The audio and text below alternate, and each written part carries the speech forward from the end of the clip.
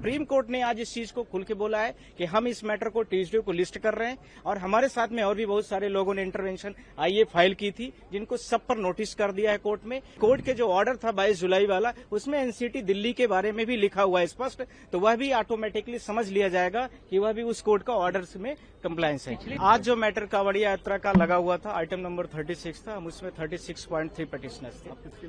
Correct, I am just asking. इसके बाद हमने एक आईए मूव किया था कोर्ट में कि जो उत्तर प्रदेश के सरकार ने 27/6 को स्पीकिंग ऑर्डर दिया था विभिन्न न्यूज चैनलों के माध्यम से, जिसमें उन्होंने मैंडेट किया था कि जितने भी यात्री हैं सबको अपने जो ढाबा है और जो इसके साथ में ऑनर्स है, उसके एम्प्लॉई हैं, सबके नेम को कोड करना है। इसी के साथ में एक दिन बाद उत्तराखंड के चीफ मिनिस्टर धामी जी ने भी इसी सेम स्टेटमेंट को रिपीट किया था। हमने उसमें तुरंत ही आईए मूव किया था और इसके दौरान में बहुत सारे जो अनऑर्गेनाइज संगठन है, रिलीजियस संगठन है, उन्होंने इस चीज का बीड़ा उठा लिया। सारे ढाबा और जितने भी लोगों के कांवड़िया यात्रा के रूट पर जितने भी हैं उनके क्यूआर कोड, उनके नेम्स, इन सबको डिस्प्ले कराने के लिए मस्ट कर दिया।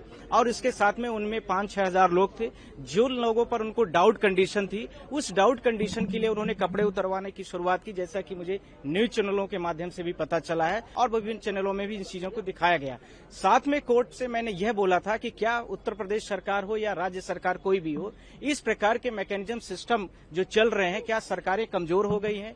क्या इस प्रकार के कोई भी रिलीजियस व्यक्ति हो, क्या उसके पास ये राइट्स है, या हमें आप कोई भी संबंधित व्यक्ति है, उन संबंधित व्यक्ति के पास क्या ये पावर है कि किसी भी व्यक्ति का हम पूरा नेम डिस्प्ले कराएं, उसके रिलीजन्स के बारे में बताएं? यदि वो डाउटफुल कंडीशन में आता है तो उसके कपड़े उतरवा लें। तो इसके लिए तो स्टेट के मैकेनिज्म में पूरा पुलिस प्रशासन है, लोकल एडमिनिस्ट्रेशन है, इस आधार पर क्या स्टेट गवर्नमेंट फेलुअर हो गई है? ये मेरा प्रश्न था। जो चीजें हो, 22 जुलाई को सुप्रीम कोर्ट का जो हम लोगों के पिटीशन पर ऑर्डर था, उसी ऑर्डर्स को कंप्लायंस करने के लिए बोला गया था कि हाई कोर्ट स्टेट गवर्नमेंट्स और सेंट्रल गवर्नमेंट जहां जैसी आवश्यकताएं हैं वहां पर ऐसे लोकल व्यक्तियों को तत्काल रोका जाए और जो 22 जुलाई वाला कोर्ट का ऑर्डर है, सुप्रीम कोर्ट का जो ऑर्डर है, उस ऑर्डर्स को तत्काल ही उस पे पूरे देश पे लागू किया जाए। इसको लेकर के था सुप्रीम कोर्ट ने आज इस चीज को खुल के बोला है कि हम इस मैटर को ट्यूसडे को लिस्ट कर रहे हैं और हमारे साथ में और भी बहुत सारे लोगों ने इंटरवेंशन आईए फाइल की थी, जिनको सब पर नोटिस कर दिया है कोर्ट में। पर हमारे में जो पार्टीज हैं वो 3 स्टेट है।